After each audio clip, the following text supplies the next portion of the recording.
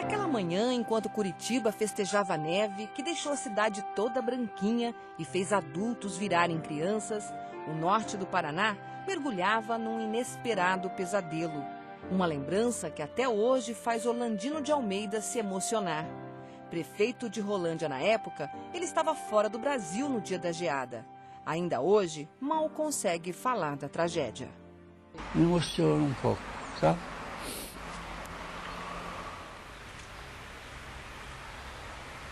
Eu cheguei até a chorar lá.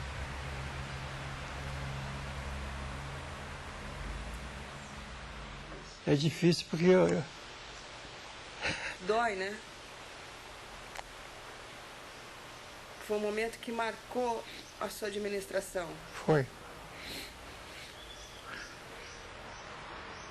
João Batista Bortolotti, diretor de planejamento da Prefeitura de Londrina na gestão de José Richa, ainda sente calafrios ao lembrar daquela manhã. Olha, foi realmente...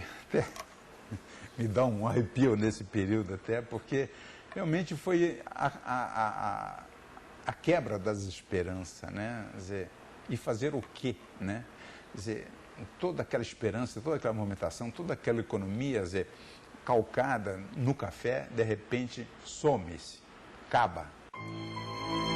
Nas manchetes dos jornais no dia seguinte à tragédia, o veredito. Não sobrou nada, nenhum pé de café para contar a história.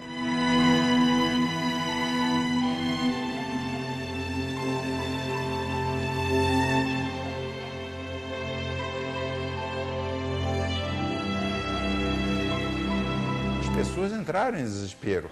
Foi 18 de julho de 1975. No dia 19, no domingo, não tinha mais nada. Dentro das notícias dos jornais, a gente verificava que notícias de suicídio. A geada negra acabou com o sonho de milhares de pessoas. De lá para cá, o campo paranaense perdeu 66% da população. Um êxodo de 4 milhões e 400 mil pessoas que redesenhou o perfil rural do estado e mudou completamente a realidade das cidades. E Londrina, como era uma cidade polo, era a maior cidade da região, ela começava a polarizar toda essa população. Foi nesse período que começou a ser criada a Coab. E com a Coab começou a se estruturar a construção dos grandes conjuntos, que hoje é uma das características de Londrina, né? Que são esses grandes conjuntos habitacionais que nós temos, inclusive, localizado na zona norte da cidade.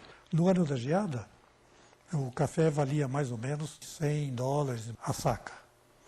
E no ano seguinte da geada, esse café chegou a valer até $400, que seriam R$800 hoje. Então, em parte, para quem tinha café, esse prejuízo não chegou a ser tão significativo, né? Londrina inchou, mas a maioria das cidades do norte do estado entrou em decadência. O único prédio alto de Cruzeiro do Oeste nunca chegou a ser terminado. A cidade perdeu mais da metade dos habitantes e demorou a reencontrar um caminho. Em volta desta igrejinha em ruínas, ficava o distrito mais próspero de Cruzeiro do Oeste. Difícil de acreditar que nos anos 60, isso aqui era uma cidade. Cafeeiros tinha mais de 5 mil habitantes e contava com hotel, torrefação de café, mercado, farmácia, posto de gasolina, cartório, aeroporto e até cinema. A geada negra acabou com tudo. Daquela época, restam apenas lembranças. O hotel, destruído pelo fogo nos anos 80, ocupava a parte mais alta da vila. Era bem luxuoso para a época. Todo em madeira, hospedava os endinheirados do café, que frequentavam a região em busca de bons negócios, como lembra Dona Nessilda Nunes, uma das poucas pessoas que ficaram. O hotel era chique, é muito lindo. O hotel, muito chique. Você vê que vinha gente do Mato Grosso, gente de todos esses lugares por aí, vinha de avião. O dono do antigo cinema trocou o distrito pela sede do município, deixou os filmes de lado e até hoje parece não acreditar no que aconteceu com cafeeiros. As terras foram ficando mais velhas, eles foram mudando para outros estados, né? E a cidade foi se extinguindo aos poucos, morrendo aos poucos, sem a gente perceber. Como é que algo que projetava para ser tão grande foi embora, todos os sonhos, né, todas as realizações, acabou. Extinguiu o café, acabou a cidade.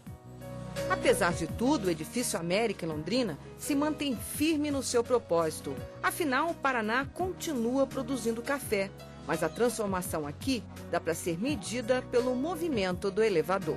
Agora tá, você vê como é que é. Desce um, sobe dois, três. Hoje o prédio de domingo é fechado porque não tem movimento. Sábado até 8 horas é fechado, fecha 8 horas porque não tem movimento.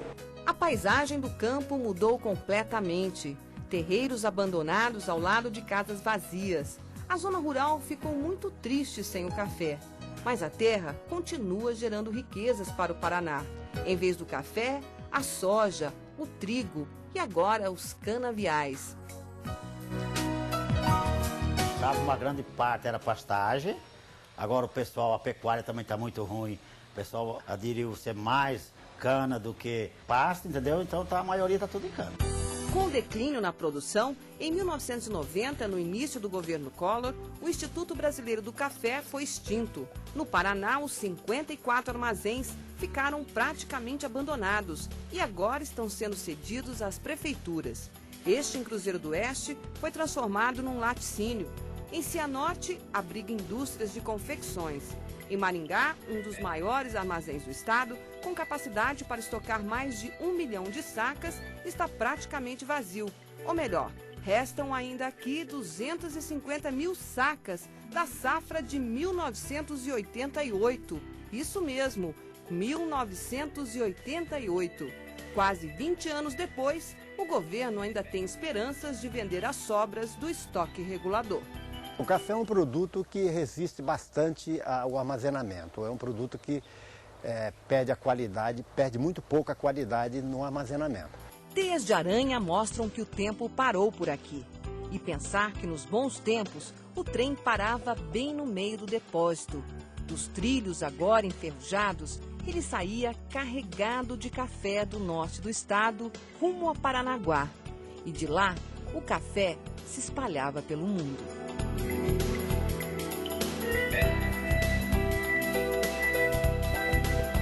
A impressão que se tem é que o café acabou. E o norte do Paraná também, né? Mas hoje, essa região, ela está sendo conhecida como uma das 10 melhores regiões para investimento no mundo. Londrina já está se tornando um polo tecnológico.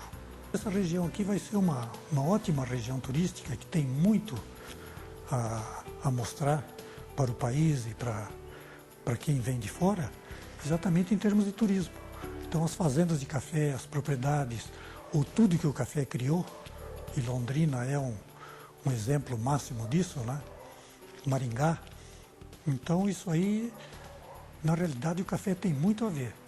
Não que o café tenha criado isso, mas forneceu a base para que as coisas acontecessem.